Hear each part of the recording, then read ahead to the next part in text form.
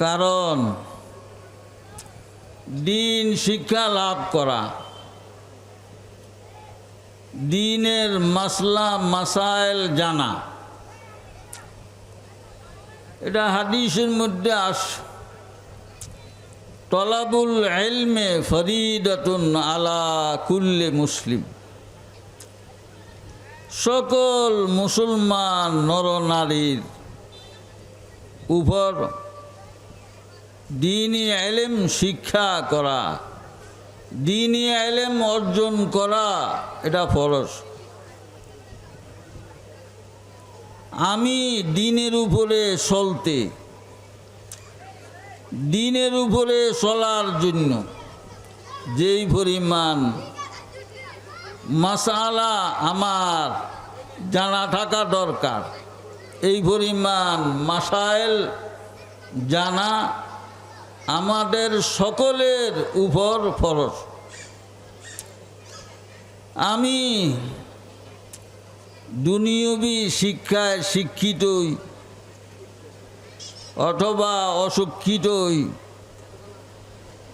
দুনিয়ার বিভিন্ন পেশায় আমি নিয়োজিত কাজ করি, সবার জন্য দ্বীনের মাসাইল অর্জন করা এটা ফরজ। ছোটের জন্য ফরজ, বড়র জন্য ফরজ। কিন্তু আমাদের দেশের একটা নিয়ম যে 5 বছর 6 বছর হইতে হয়তো 20 বছর 22 বছর পর্যন্ত ছেলে মেয়েরা লেখাপড়া করে, এটা একটা নিয়ম। কিন্তু দ্বীনি ইলম, দ্বীনের মাসাইল জানা, এটা আমার যদি 80 বৎসরও হয়, আমার যদি 50 বৎসরও হয়, তারপরও আমার উপরে এই দায়িত্ব, এই ফরজ।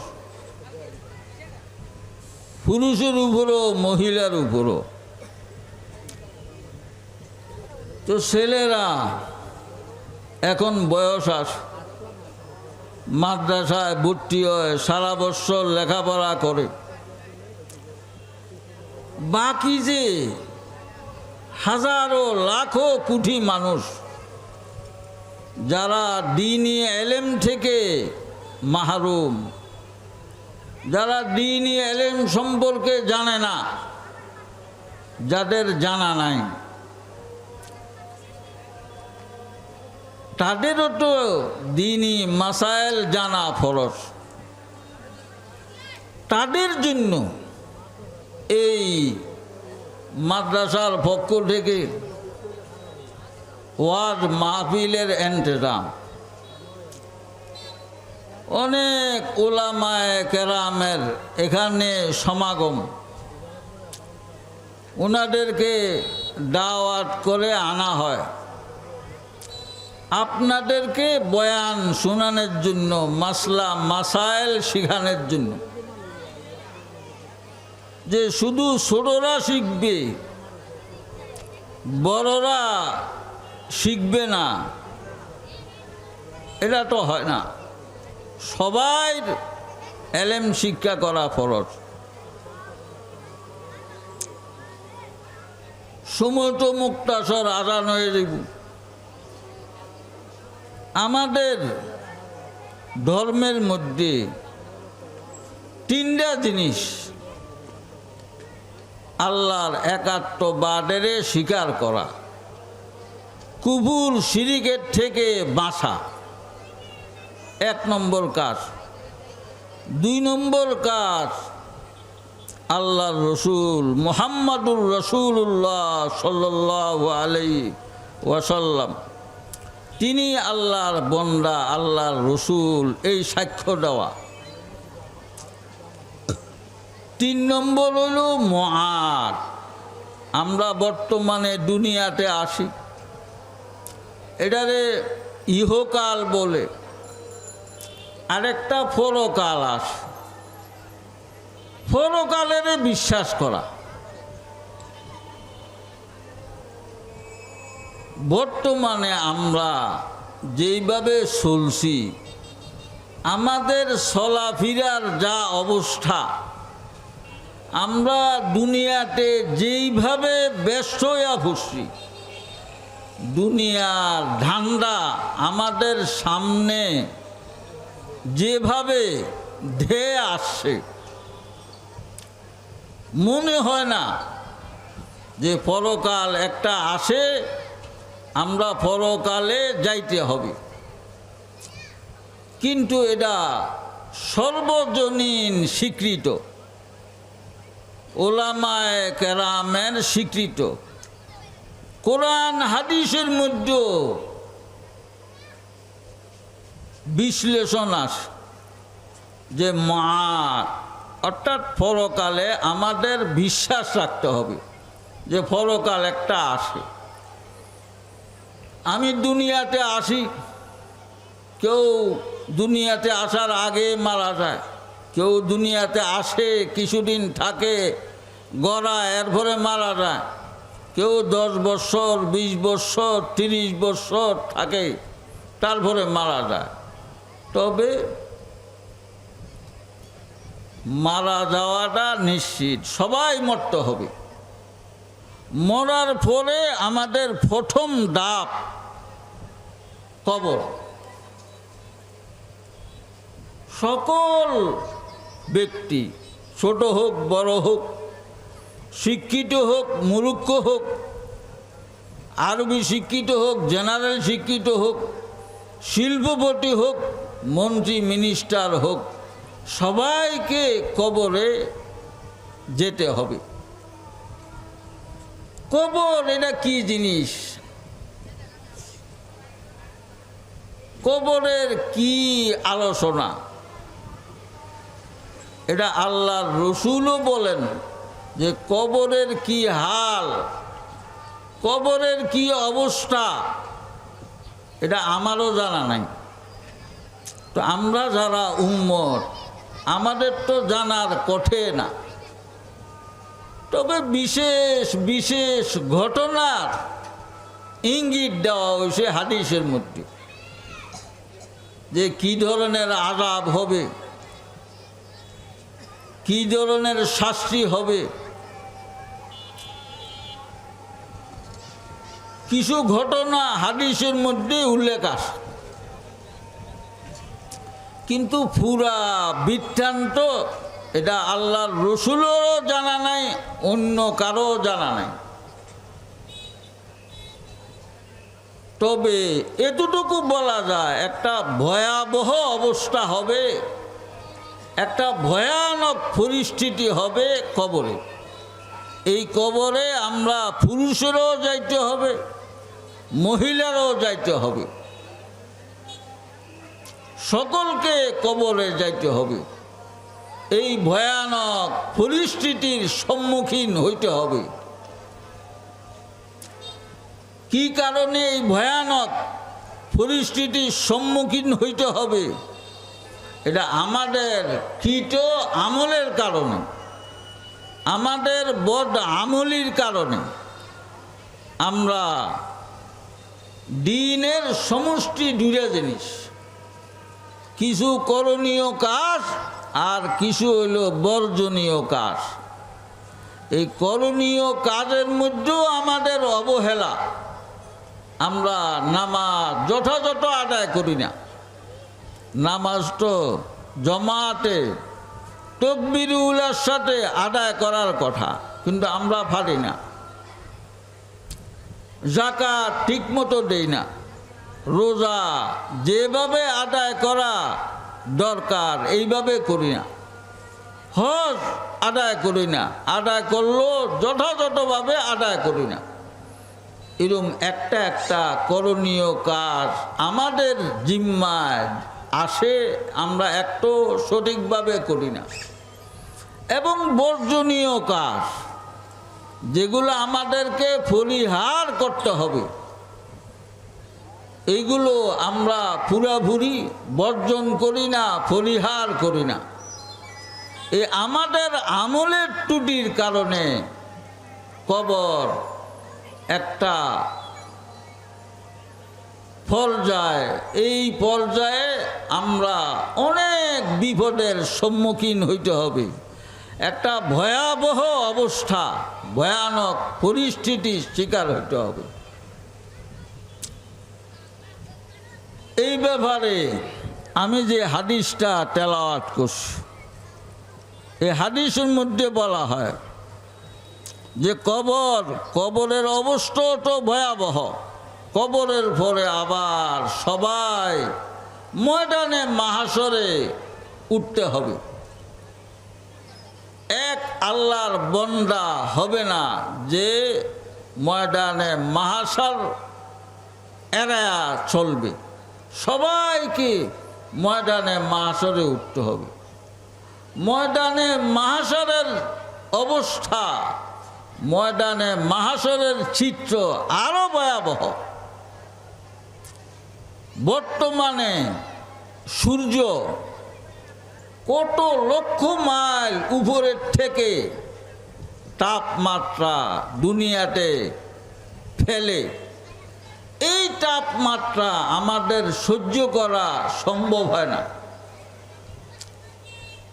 তাপমাত্রা বাড়লে আমরা অস্থির হয়ে যাই, জামা গেঞ্জি খুললা জন্নার নিচে দাঁড়াইতে বাধ্য। সেই সূর্য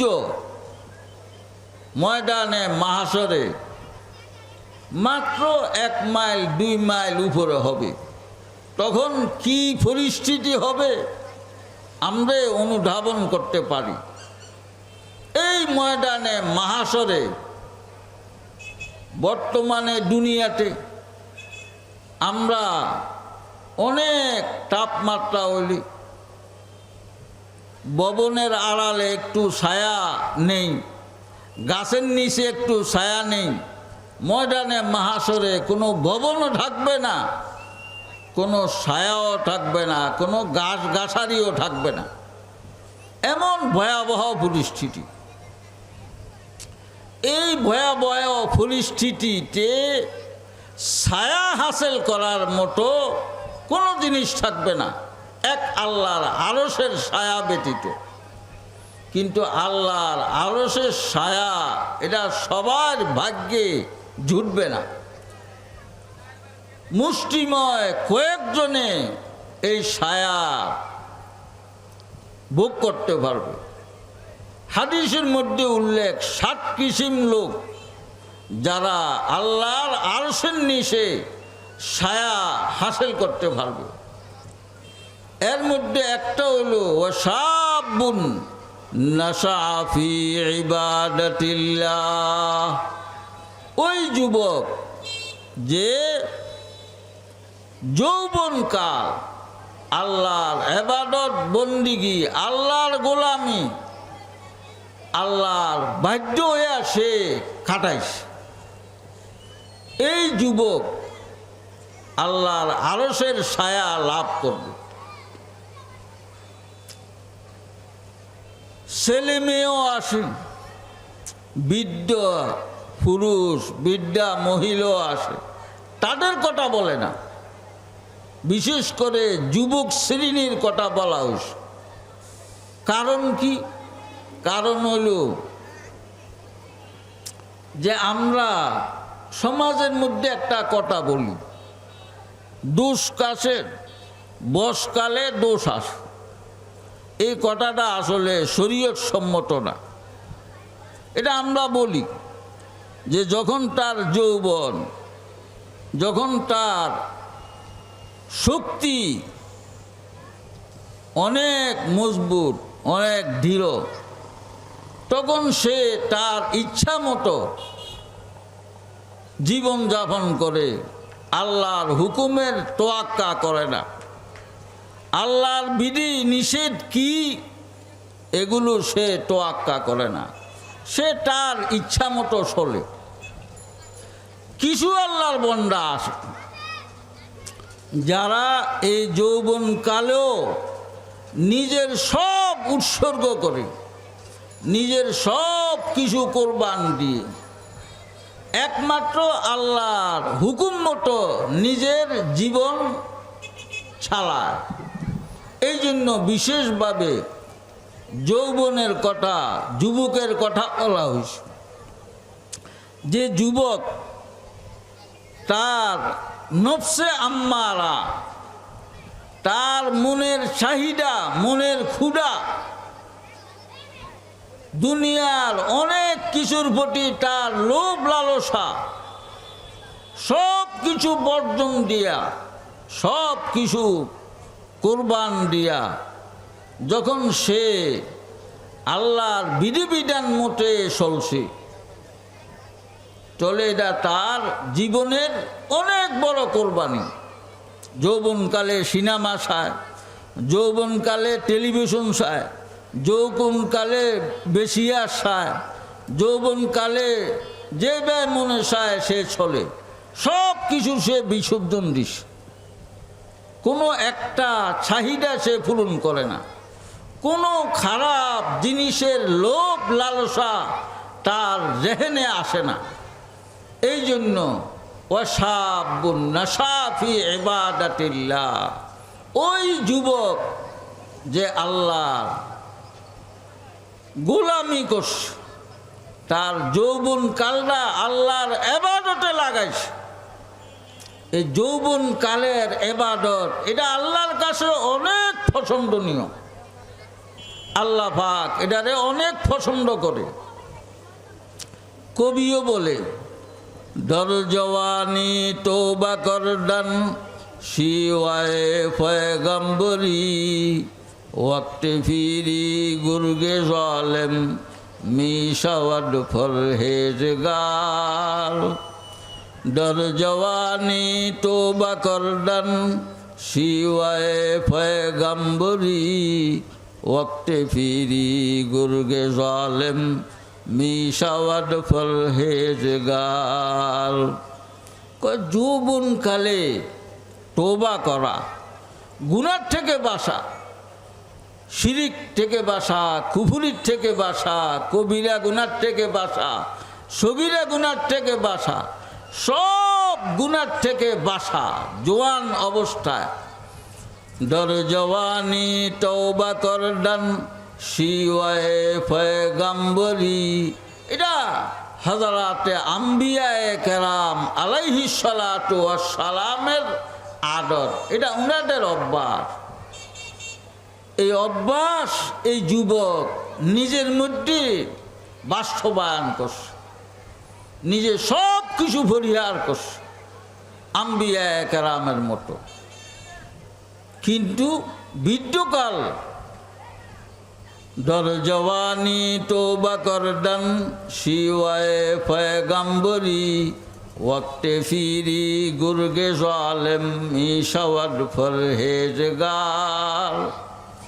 বৃদ্ধকালে একটা সিংহ, একটা বাঘ, সেও ফরহেজগার হয়ে যায়।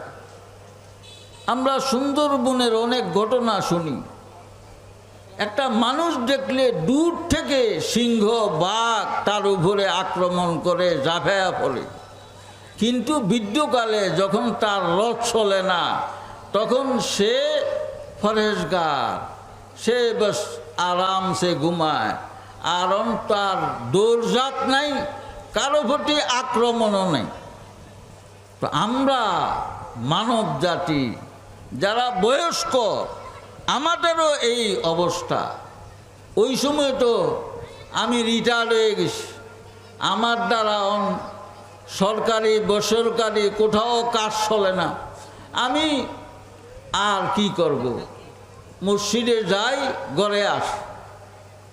কিন্তু যৌবনকালে অনেক কিছু মনে চায়, ওই সময় মনেরে বাধা দেওয়া, এই সমস্ত জিনিসের থেকে বাসা অনেক কঠিন। এই কঠিন মুহূর্তে সে এই সব কিছুর থেকে মুক্ত। এই জন্য আল্লাহ পাক তাকে হাসরের মাঠে আল্লাহর আরশের নিচে ছায়া দিবেন। মহিলাদের বিষয়েও বলছি, বর্তমান সময়ে মহিলাদের যে চলাফেরা, মহিলাদের হাটে বাজারে যেভাবে আসা যাওয়া খুবই দুঃখজনক। আমরা মহিলা হিসাবে আমাদের দায়িত্ববোধ থাকার দরকার। শরীয়তে আওরত মানিয়ে মুষ্ঠুরাতুন, অর্থাৎ একবারে সিক্রেটভাবে নিজে জীবনযাপন করা। আল্লাহর কোরআনের বিধান ওয়াকিরনা ফি বুয়ুতিকুন্না, মহিলাদেরকে বলা হয়েছে তোমরা সব কিছুর থেকে নিজেরে গোছায়া শুধু বাড়িতে থাকো, ঘরে থাকো, কোথাও যাইও না, হাটে যাইও না, বাজারে যাইও না, রাস্তায় যাইও না। যদি বিশেষ জরুরতে তুমি ডাক্তারের কাছে যাইতে হয়, কোথাও যাইতে হয়, শালীনতার সাথে যাও। বোরকা ফুরগা, হেজাব ফুরগা, ওড়না ফুরগা, নেকাব ফুরগা, চোখগুলো ডাক্কা এইভাবে বাহির। কিন্তু এইভাবে তো আমরা বাহিরই না। সব জায়গায় দেখা যায় এই দেশে অধিকাংশ মানুষ মুসলমান। তো এই মহিলা, এরা মুসলমানের মেয়ে, কিভাবে চলাফেরা করে। মহিলারাও দেখেন, আমরাও দেখি কিভাবে আমরা রোডে ঘাটে চলাফেরা করি, পুরুষের সাথে গেছা গেছা চলাফেরা করি। এগুলা খুবই দুর্জন। এই পর্দা এটা একবারে শরীয়তের মধ্যে ফরজ। পর্দা করা, একটা মেয়ে বালেগ হইলে, মোরাহেক হইলে তার উপরে পর্দা করা ফরজ। সে ঘরের থেকে নামা ঠিক না, বিশেষ প্রয়োজনে বিশেষ জরুরতে সে বাহির হইতে পারে, নতুবা বাহির হয়ে ঠিক না।